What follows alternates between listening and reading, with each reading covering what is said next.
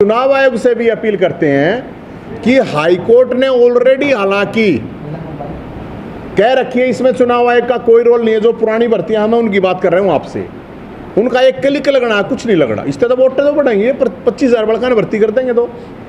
और चुनाव आयोग से भी हमारी रिक्वेस्ट है और दूसरे विपक्षी दलों से भी रिक्वेस्ट है कि कोई बीच में ना आवे इस भर्तियों के, क्योंकि ये राजनीति का सरकार का मामला नहीं है, बेरोजगार का मामला है।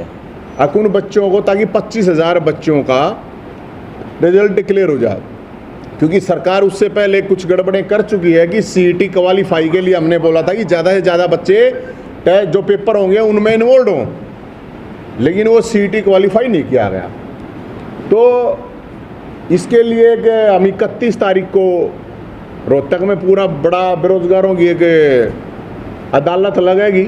उससे पहले हो जाए ज्वाइनिंग तो और बढ़िया है। 31 अगस्त शनिवार को रोहतक में, और 1 तारीख को जनता की अदालत लगेगी वहाँ, जिसकी भी जो भी डिमांड हैं पार्टियों से, ताकि पार्टियां अपने मैनिफेस्टो में उन चीज़ों को डालें। जिनकी भी जो भी समस्याएं हैं वो लोग आएँ, आके बताएं, ताकि हम एक प्लेटफॉर्म देंगे कि कौन पार्टी इन चीज़ों को मानती है, अपने मैनिफेस्टो में डालती है। बहुत से इशू हैं, तो हमने ओपन प्लेटफॉर्म एक जनता अदालत 1 तारीख को दिया है रविवार को। तो 31 तारीख को बेरोजगारों की अदालत और 1 तारीख को जनता की अदालत वहाँ पे लगेगी रोहतक में। और सबसे हमारी अपील भी है, जिनका जो भी इशू है, क्योंकि जब SYL की बात आती है तो पार्टियों का साफ सुंग जान नेताओं को कोई नहीं बोलता, कोई पार्टी नहीं बोलती। जब अलग हाईकोर्ट और अलग राजधानी की बात आती है कोई नहीं बोलता। तो हमारे पास ऑलरेडी भी बहुत से सुझाव आ रहे हैं इस तरह के कि भाई इस तरह की चीज़ें बीच में आनी चाहिए। जैसे कि एक आ रहा है कि सरकारी स्कूल तभी सुधरेंगे जब सरकारी कर्मचारी और अधिकारी और नेताओं के बच्चे जब उसमें पढ़ेंगे। सरकारी हॉस्पिटल तभी सुधरेंगे जब नेताओं का ट्रीटमेंट प्राइवेट की बजाय सरकारी हॉस्पिटल में होगा, नेताओं का, अधिकारियों का। तो बहुत सी चीज़ें ऐसी हैं जो जनता जिन चीज़ों से परेशान है, दुखी है, या जनता चाहती है कि भाई हमारी ये डिमांड है और पार्टियां उन्हें अपनी मैनिफेस्टो में लें।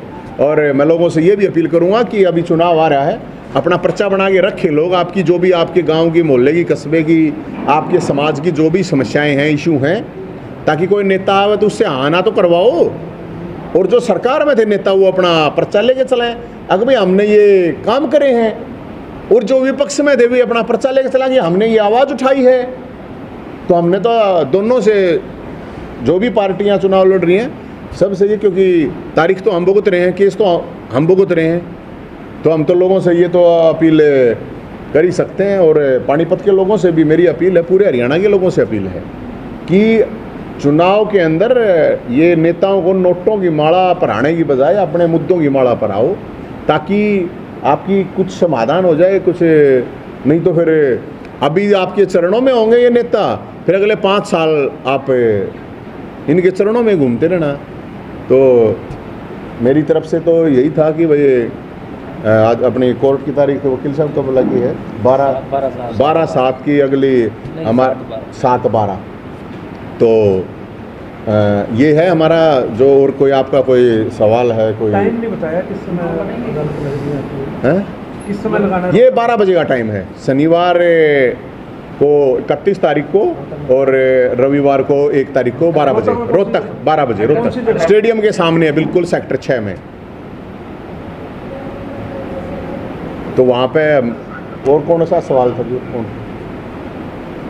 आप राज्यसभा का चुनाव लड़ने वाले हैं? हाँ, राज्यसभा का चुनाव बड़ा इंटरेस्टिंग मामला है। जब राज्यसभा का चुनाव के लिए आपको पता है कि कोई उम्मीदवार नहीं मिल रहा था विपक्ष को, तो मैंने कहा भाई डरते होगे, कोई ईडी से डरता होगा, कोई सीडी से डरता होगा, कोई पैसे 2 नंबर के जोड़ रहा था वो ईडी से डरेगा, कोई सीडी से डरेगा। तो मैंने सोचा भाई मैं लड़ लूँगा। लोगों ने कहा लड़ लो भाई, विपक्ष की आवाज़ तो हमने उठाई है, 1 दर्जन केस तो मैं भुगतूँ, तारीख तक मैं भुगतने लग रहा हूँ। तो हमने कहा कि विपक्ष वालों से कि भाई हमारे को सपोर्ट दे दो। कोई सपोर्ट देने वाला नहीं मिला है। सुनो ना, सुनो, विपक्ष में तो कांग्रेस थी, दुष्यंत चौटाला था। दुष्यंत चौटाला साहब कह रहे बोले पहले उपेंद्र हुड्डा साहब से लाओ, हुड्डा साहब कह रहे बोले अभी पहले दुष्यंत चौटाला से ले गया। मेरे को एक बात समझ में नहीं आई कि भाई हारना था तो जय हिंद हारना था और कोई तो हारना नहीं था। चुनाव लड़वाने में भी मेरा एक फार्म भरवाने में भी क्या प्रॉब्लम थी, मैंने तो ये भी कह दिया था मेरा नहीं हो विनेश फोगाट का भरवा दो, मैं अच्छा नहीं लगता हूँ।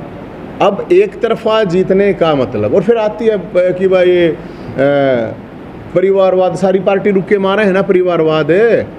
सारे ये कार्यकर्ता बीजेपी के भी कार्यकर्ता, कांग्रेस के भी, खासकर नौजवान जो नए नए कुर्ते पहन रहे हैं, पोस्टर बैनर लगवा रहे हैं, निरेदरी ठाण गए हैं, डंडर डंडर केस खान गए हैं, टिकट विकट ना मिल रही ना।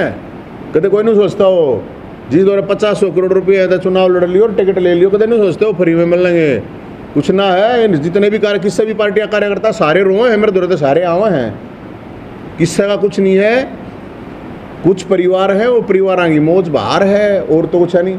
अब किरण चौधरी बनी है, वो मतलब कौन क्रांतिवाद था क्या, वो परिवारवाद नहीं था है। अगली का ससुरा भी मुख्यमंत्री, अगली का लोग भी स्वर्गीय, वो भी सांसद, अगली की छोरी भी सांसद रह रही, खुद भी मंत्री रह रही, वो परिवारवाद, वो क्रांतिवाद है। सारी ये पार्टी देख लो आप, कुछ सारी तो फैमिली है। अब नई नई एक और फैमिली आई है जो कहते परिवारवाद के हम तो खिलाफ हैं। एक महाराज जेल में पड़े अरविंद केजरीवाल, 2nd नंबर प्रचारक में उसकी बहू है, बताओ उसने कौन सी क्रांतिकारी कर दी, कौन सी झांसी की रानी है। बेचारा मनीष जो है जेल से भी बाहर है, उसका नाम उसमें होना था लिहाज से मुख्यमंत्री के रूप में भी मनीष सिसोदिया होना चाहिए था। अब तो भीतर है तो कम से कम यार उसने बना दो। तो सारे गए हो रहा है, सारी ये पार्टी हम ये है, घर की पार्टी बना रहे हैं सब, और क्या है। अब आप ये देखना, मैं उन नौजवान लोगों को कह रहा हूँ जो बेचारे धक्के खाए हैं, ये जिनके बालक होली है ना, जवान है 25 साल का, टिकट उन्होंने देख लियो आप कितना ये परिवार ने मिल लगी। जो रुक के मारा है परिवारवाद नहीं है हमारी पार्टी में, कौन सा वो मतलब ये भगत सिंह पैदा हो रहे हैं। और सवाल ये है कि ये जितने भी हैं इन्होंने कौन सी जनता की लड़ाई लड़ी, जब बूढ़े परेशान, विधवा, विकलांग, family ID, property ID, BPL card, खेल कोटा, रोजगार का मामला, कितने इशू थे। कोई बोल गे, कोई ना बोला, ये सारे क्रांतिकारी हो रहे हैं। तो क्रांतिकारी नेता तो भाई नेता के घर पैदा होंगे, तुम फालतू एक्स्ट्रा कुर्ते पजामे पहरे रहो। मैं चुनाव लड़ोगे।